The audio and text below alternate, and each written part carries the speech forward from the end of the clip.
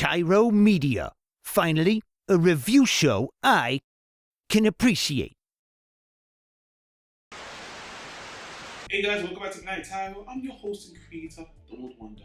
Now, if you guys remember, a couple of weeks ago, I did a movie on romance movies because I'm a romantic, I said it before, and you know what, it's my birthday. And every year on my birthday, I want to highlight something I really enjoy. And I know that's very biased, but even looking back from a critical perspective, this is something I think a lot of people might enjoy, although over the years it's been very polarizing. And I do want to say, last year I spoke about Shogun, which is a show I really loved. It was something I'd never seen before. It was so old, and I want to carry that tradition by being very selfish every year. And this year I want to talk about a movie I really enjoyed. So let's go back in time, and guys, follow me if you are open to it.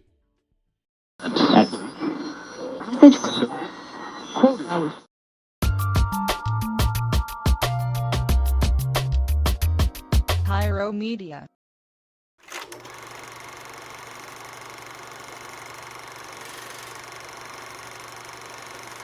Alright guys, we're going to talk about a movie called Entropy.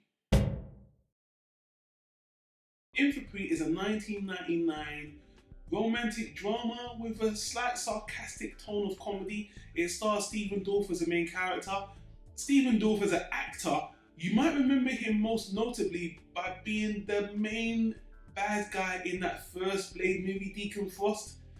That's probably going to throw you off right away because that character was a very snot-only villain, even though I did enjoy that villain anyway, especially when Wesley Snipes destroyed him. But in this movie, he plays a music director who gets the opportunity to make his first movie by the studio executives.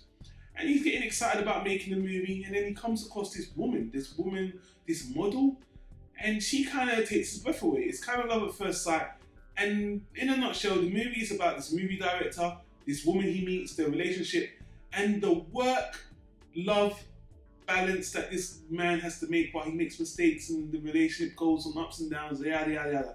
So this is one of my favorite romance movies because it's set in realistic situation. Like, you know, I said this before, I love romance that deals with realism, and this was the movie that kind of set me on that trend. When I watched this movie, I was like 17, and I saw it on cable.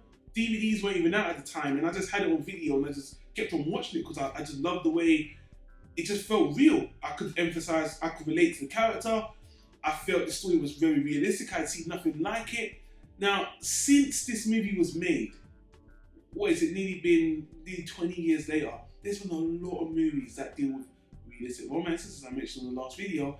And you know, I guess 500 Days of Summer, there's a lot of similarities between this and that movie, but for the time, I hadn't seen a movie that had such a very crisp and dynamic direction, witty dialogue, like I said, realistic setting, and the acting is really, really good. The actors are really good, really fun, really honest. It just felt like, hey man, these are just real people in honest situations.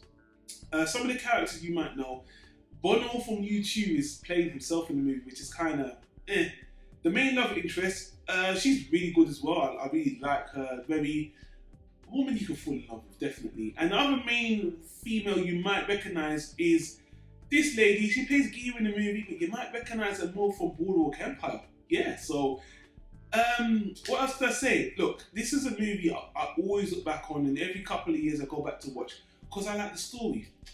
But guys, I gotta be completely honest with you, man. After all this time, I went on IMDb and Rotten Tomatoes to look at what the people have said over the years about the movie, and it's very split down the middle. People either love it or they hate it. People either think this movie is very creative or very pretentious. I'm one of those guys that think it is very creative, and I think I can't say people learn from this movie because they've even done movies like this better, but this always stands out as a very honest, realistic romance movie. And I guess it's kind of more for the guys because the main guy is narrating to you the direction of the movie. He does things with the cinematography, which is really cool. He plays with it. It's not just a straightforward romance. And I really, hey guys, I really liked it, man. What can I say? It's in my Hall of Fame. But honestly, I guess there's things you won't like. The character makes stupid decisions, definitely. I guess it can be kind of predictable, although the ending, like I said, it had an ending where I didn't really expect it to go that way. And again, realistic, which I appreciate, and it's always stuck with me because it's a realistic ending, a realistic portrayal of a relationship. So suffice to say, I own it on DVD because yes, I love it. I love it that much, and unfortunately, it hasn't got a Blu-ray release. You can't stream it on Netflix or Amazon or Hulu or anything. You gotta buy it. But if you're watching, there's a small chance someone watching this video might have already seen it. But you can torrent it if you want to go the pirate way. But you know, guys, I have to support one of my favorite movies, one of my favorite romance movies. It's not perfect. There's problems with it. Nothing's perfect, and that could be very, very critical. But it's the realism, the acting. I think it's a really good package. If you can find this movie, check it out. If you go out of your way to buy the movie because I recommended it, let me know in the comments down below. If you either you loved it or you hated it and you took my recommendation, I really appreciate it. I'm open to hear the perspectives because the comments on the reviews, on the review sites are very polarizing. But again, you guys know I'm a romantic, and this is the movie that made me go back and appreciate even the Woody Allen movies like 500 Days of Summer, the other movies I mentioned, the other video I did.